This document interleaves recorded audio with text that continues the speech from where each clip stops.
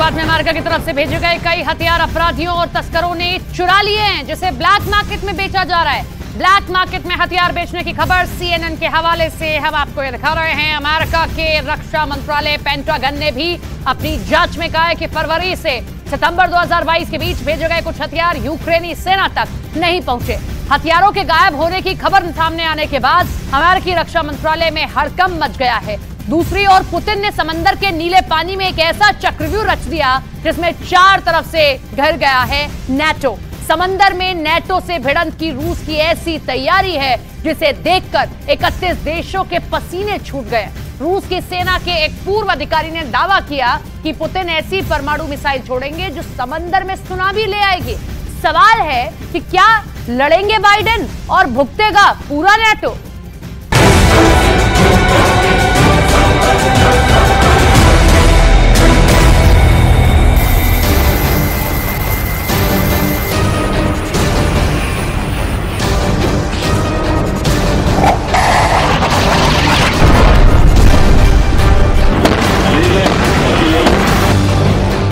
Norwegian सागर में नए युद्ध की चिंगारी। बाल्टिक सागर में एक और युद्ध के शोले भड़कने वाले हैं। युद्ध भी ऐसा वैसा नहीं, वो युद्ध ऐसा होगा कभी नहीं जैसा होगा, क्योंकि उस युद्ध में एक तरफ नाटो की पनडुब्बियां होंगी, दूसरी ओर रूस की पनडुब्बियां होंगी। एक और रूस के युद्धपोत होंगे जो यूक्रेन के ओडेसा के जर्रे जर्रे जलाकर अपनी ताकत दिखा चुके हैं। दूसरी ओर नाटो के युद्धपोत होंगे। नॉर्वेजियन सागर के साथ साथ बाल्टिक सागर में नाटो के देश एक बहुत बड़े युद्ध की तैयारी कर रहे हैं, क्योंकि उन्हें आशंका है कि नाटो देशों पर पुतिन पनडुब्बी से हमले की योजना बना रहे हैं।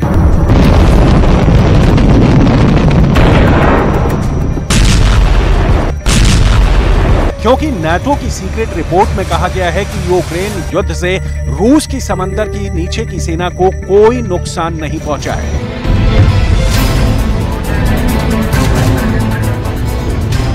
यही वजह है कि नाटो की नौसेनाएं उस खतरे के जवाब में पनडुब्बी रोधी युद्ध की तैयारी में लगे हैं। इस तैयारी में सबसे आगे है स्वीडन, जो नाटो में शामिल होने की कोशिश में है। फिनलैंड को भी रूस से डर सता रहा है, जो बाल्टिक सागर के जरिए सीधे रूस के निशाने पर है। नॉर्वे और डेनमार्क भी रूस के हमले की आशंका से डरे हुए हैं। नाटो को क्यों समंदर के रास्ते हमले का डर सता रहा है, इसे जानने के लिए रूस के इस युद्ध अभ्यास को देखिए।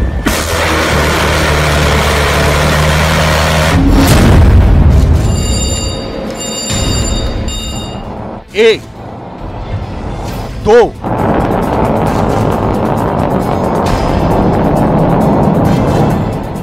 तीन,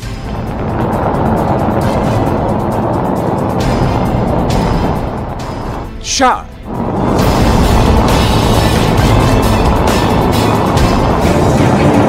40 सेकंड में 4 हमले।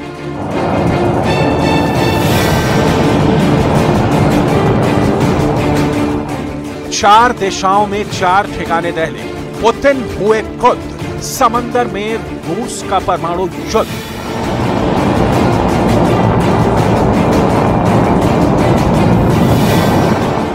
नाटो हुआ हल्का, अमेरिका परेशान, ब्रिटेन का मिट सकता है नामो निशान।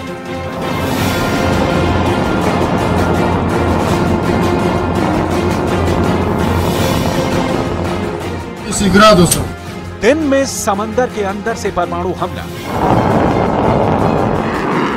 रात के अंधेरे में समंदर से परमाणु हमला।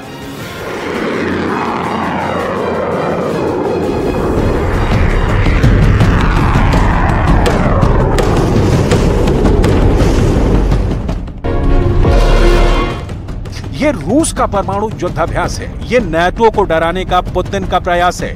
ज़ेलेंस्की इसे देख हताश हैं। बाल्टिक देश अनहोनी के खतरे से उदास हैं। आखिर रूस के इस परमाणु युद्धाभ्यास में क्या खास है?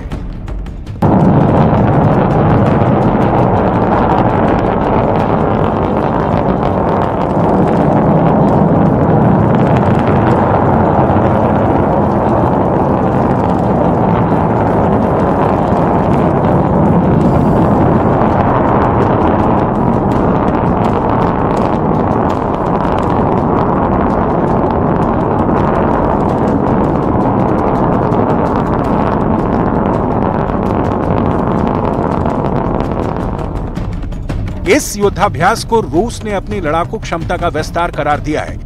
इस युद्धाभ्यास में रूस के उत्तरी बेड़े के पनडुब्बी रोधी जहाजों ने हिस्सा लिया। न सिर्फ हिस्सा लिया बल्कि एक काल्पनिक दुश्मन की पनडुब्बियों को समंदर के अंदर ही डुबो दिया। पहला हमला, दूसरा हमला, तीसरा हमला,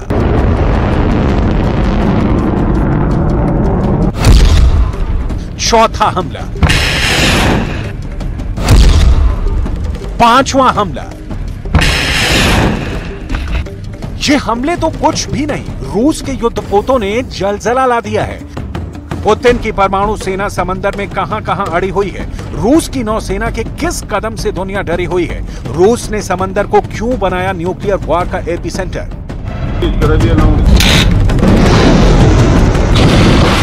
समंदर में परमाणु बम का जाल बिछाकर रूस किसे टारगेट बनाने जा रहा है। रूस ने अपनी नौसेना के चारों बेड़े को हाई अलर्ट पर रख दिया है। रूस के चारों बेड़े के युद्धपोत मोर्चे पर डटे। हाई अलर्ट पर रूस की परमाणु पनडुब्बियां, समंदर में न्यूक्लियर बॉम्बर की गर्जना, समंदर के रास्ते परमाणु बम गिराने का अभ्यास।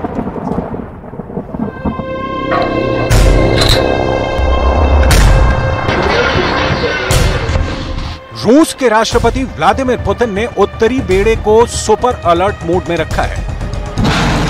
पैसिफिक फ्लीट को सटीक परमाणु हमलों के लिए अपनी तैयारियों को परखने का काम सौंपा है। उत्तर और प्रशांत के बेड़े की मारक क्षमता को सोवियत दौर से ही जवाबी हमलों में मॉस्को के मुख्य हथियार के रूप में देखा गया है। इस बेड़े का इस्तेमाल रूस जवाबी हमलों के लिए करता आया है। ऐसे में पुतिन के आदेश पर रूस के चारों बेड़े की चौकसी का इशारा क्या है? क्या पुतिन समंदर के रास्ते कुछ बड़ा करने जा रहे हैं? रूस की नौसेना काला सागर में यूक्रेन पर नजर गड़ाए हुए है। हाल ही में नाटो में शामिल हुए फिनलैंड के रास्ते आने वाले खतरों से निपटने के लिए रूस के युद्धपोत बाल्टिक सागर में डटे हुए हैं। नाटो की हरकतों का जवाब देने के लिए रूस ने अपनी नेवी को आर्कटिक सागर में भी उतार रखा है। रूस का प्रशांत बेड़ा भी रूस के पूर्वी किनारे पर प्रशांत महासागर में सुपर एक्टिव हो गया है। बड़ा सवाल है, पूरब से लेकर पश्चिम तक और उत्तर से लेकर दक्षिण तक अपनी नौसेना को अलर्ट मोड में लाकर रूस क्या संदेश देना चाहता है? खासकर उत्तर में अपने युद्धपोतों से मिसाइल बरसाकर क्या रूस अमेरिका को चेतावनी देने की कोशिश में है? यही वजह है कि प्रशांत बेड़े के साथ साथ रूस का उत्तरी बेड़ा भी सुपर एक्टिव है।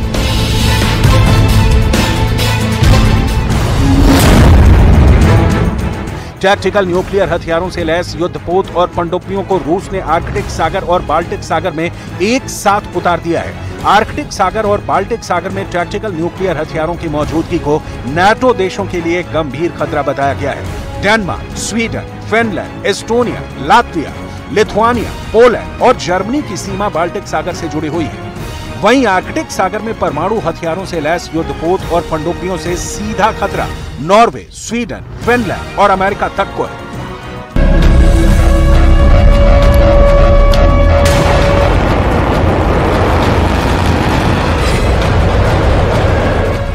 दावा किया गया है कि रूस की नौसेना ने अपने युद्धपोत एडमिरल गोर्शकोव को परमाणु हथियारों से लैस करके आर्कटिक सागर में उतार दिया है। दरअसल आर्कटिक क्षेत्र की जिम्मेदारी रूस के उत्तरी बेड़े के पास है। रूस के उत्तरी बेड़े का मुख्यालय सेवरोमोर्स्क बंदरगाह है। सेवरोमोर्स्क पोर्ट से ही रूस परमाणु हथियारों से लैस युद्धपोतों को आर्कटिक सागर से लेकर बाल्टिक सागर तक भेज पाया है। नॉर्वे की खुफिया एजेंसी का दावा है कि रूस ने परमाणु युद्ध के सीक्रेट प्लान को समंदर में आगे बढ़ा दिया है। नॉर्वे के इंटेलिजेंस सर्विस ने अपनी सालाना खुफिया रिपोर्ट में कहा कि रूस की नौसेना की उत्तरी बेड़े में युद्धपोतों को टैक्टिकल न्यूक्लियर हथियारों से लैस किया गया है। रिपोर्ट में जहाजों पर लगाए गए परमाणु हथियारों के बारे में बताया है। रिपोर्ट में दावा किया गया है कि 30 साल में यह पहली बार है जब रूस का बेड़ा परमाणु हथियारों के साथ समंदर में उतरा है। रिपोर्ट के मुताबिक शीत युद्ध के दौरान सोवियत संघ के उत्तरी बेड़े का युद्धपोत अक्सर परमाणु हथियारों से लैस होकर समुद्र में जाते थे, लेकिन शीत युद्ध के बाद ये पहली बार है जब रूस की सेना ने परमाणु हथियारों के साथ युद्धपोतों को समंदर में तैनात किया है। सोवियत काल के दौरान रूस के बेड़े के युद्धपोत नियमित रूप से परमाणु हथियारों के साथ समुद्र में लंगर डालते थे। अब 30 साल बाद पहली बार रूस फिर उसी प्लान को आगे बढ़ा रहा है। अमेरिका और रूस की बरसों पुरानी जानी दुश्मनी को यूक्रेन युद्ध ने नई धार दे दी है। रही सही कसर फिनलैंड को नाटो में मिलाकर अमेरिका ने पूरा कर दिया। यही वजह है कि रूस ने आर्कटिक सागर के साथ साथ अमेरिका के वर्चस्व वाले प्रशांत महासागर में शक्ति प्रदर्शन पर उतर आया है। रूस का प्रशांत बेड़ा प्रशांत महासागर के सखालिन द्वीप और दक्षिणी कुरिल द्वीप समूह पर युद्धाभ्यास कर चुका है। दोनों ही द्वीप पर रूस की सेना खासकर जवाबी हमले का अभ्यास कर चुकी है। अगर दुश्मन देश की सेना सखालिन द्वीप या फिर दक्षिणी कुरिल द्वीप पर हमला कर दे तो उसे कैसे जवाब देना है? На практике необходимо отработать способы действий по недопущению развертывания сил противника в оперативно важных районах Тихого океана, южную часть Охотского моря и отражение его высадки на Южно-Курильские острова. रूस के प्रशांत बेड़े में 46 युद्धपोत हैं। प्रशांत बेड़े में युद्धपोतों में एंटी सबमरीन मिसाइल शिप भी हैं और एम्फीबियस युद्धपोत भी। साथ ही साथ रूस के प्रशांत बेड़े में 24 से 26 पनडुब्बियां हैं। प्रशांत बेड़े के युद्धाभ्यास का मकसद दुश्मन के मिसाइल और हवाई हमलों से रूस को सुरक्षित करना है, जिसके लिए रूस की नेवी दुश्मन की पनडुब्बियों का पता लगाकर उन्हें समंदर के अंदर ही तबाह करने का युद्धाभ्यास कर रही है। फेडरेशन ऑफ अमेरिकन साइंटिस्ट की एक हालिया रिपोर्ट बताती है कि फिनलैंड के पास मौजूद कोला प्रायद्वीप में भी रूस ने पनडुब्बियों पर तैनात 350 परमाणु बम लगा रखे हैं। सभी परमाणु बम 150 किलो टन की ताकत के हैं। यानी कोला प्रायद्वीप में मौजूद रूस का एक परमाणु बम हिरोशिमा पर गिरे बम से 10 गुना अधिक शक्तिशाली है। फिनलैंड के नाटो में शामिल होने के बाद अब दावा किया जा रहा है कि पुतिन ने नाटो से भिड़ने की पूरी तैयारी कर ली है। कोला प्रायद्वीप में रूस ने बड़े पैमाने पर परमाणु हथियार जमा कर रखे हैं। कोला प्रायद्वीप का छोटा सा इलाका रूस की परमाणु मिसाइल से लैस सबमरीन का पावरफुल सेंटर है। यहां से आर्कटिक की गश्त भी की जाती है। रूस की ये तैयारियां बता रही हैं कि यूक्रेन युद्ध अभी खत्म भी नहीं हुआ। रूस को मनमाफिक जीत भी नहीं मिली। उससे पहले ही पुतिन युद्ध के कई मोर्चे एक साथ खोलने की तैयारी में है।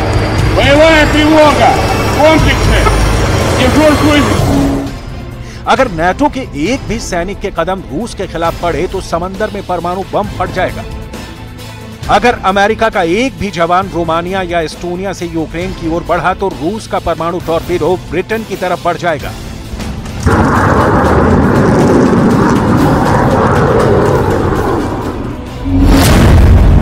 टॉर्पीडो भी कोई ऐसा वैसा नहीं, एक ऐसे टॉर्पीडो से अटैक होगा जो समंदर में 1600 फीट ऊंची सुनामी पैदा करेगा।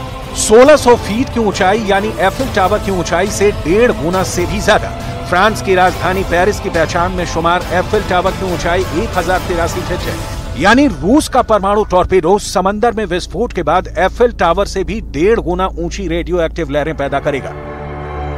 रूस की सेना के पूर्व अधिकारी येवगेनी बुजेंस्की ने दावा किया कि अगर नाटो ने यूक्रेन में कदम रखा तो पुतिन ऐसी परमाणु मिसाइल छोड़ेंगे जो समंदर में सुनामी ला देगी।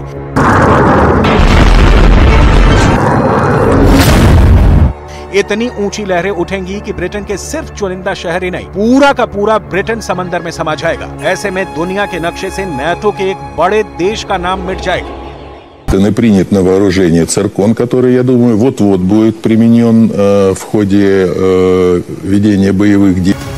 दावा है कि इसके लिए रूस ने अपना नया टॉर्पीडो तैयार किया है, जिसे दुनिया पोसाइडन टॉर्पीडो के नाम से जानती है। रूस का कहना है कि पोसाइडन टॉर्पीडो से प्रहार दुनिया की सबसे बड़ी पनडुब्बी बेलगरद से होगा। विशेषज्ञों का मानना है कि ऐसे हालात में रूस की पनडुब्बी ब्रिटेन में 2 ठिकानों से हमला कर सकती है। पहला ठिकाना है उत्तरी सागर, दूसरा ठिकाना है टेम्स नदी का मुहाना, जहां से अगर पोसाइडन टॉर्पीडो फट गया तो पानी की सतह से एक सुनामी की लहर उठेगी और लंदन को डुबो देगी। रूस की न्यूज एजेंसी तास की खबर के मुताबिक रूस ने परमाणु सुनामी लाने वाले पोसाइडन टॉर्पीडो का पहला सेट तैयार कर लिया है। रूस की न्यूज एजेंसी के मुताबिक पोसाइडन परमाणु टॉर्पीडो को बेलगरद पनडुब्बी पर तैनात करने के लिए विकसित किया गया है। बेलगरद पनडुब्बी और उस पर पोसाइडन न्यूक्लियर टॉर्पीडो, ये पुतिन के हथियारों की ऐसी घातक जोड़ी है जो पूरी दुनिया से जीवन का नामो निशान मिटा सकती है। दरअसल रूस का लक्ष्य सिर्फ यूक्रेन युद्ध को जीतना नहीं है, नाटो को पस्त करना भी है। रूसी सेना की ये तैयारी पुतिन के भविष्य वाले वॉर प्लान का संकेत दे रही है। ये पुतिन का नया कॉन्फिडेंस है, ऐसा आत्मविश्वास जो उन्हें यूक्रेन के बाद नाटो के साथ बड़े युद्ध के लिए तैयार कर रहा है, जिसके लिए समंदर में परमाणु हथियारों से लैस रूस के युद्धपोत और पनडुब्बियां पूरी तरह से तैयार हैं।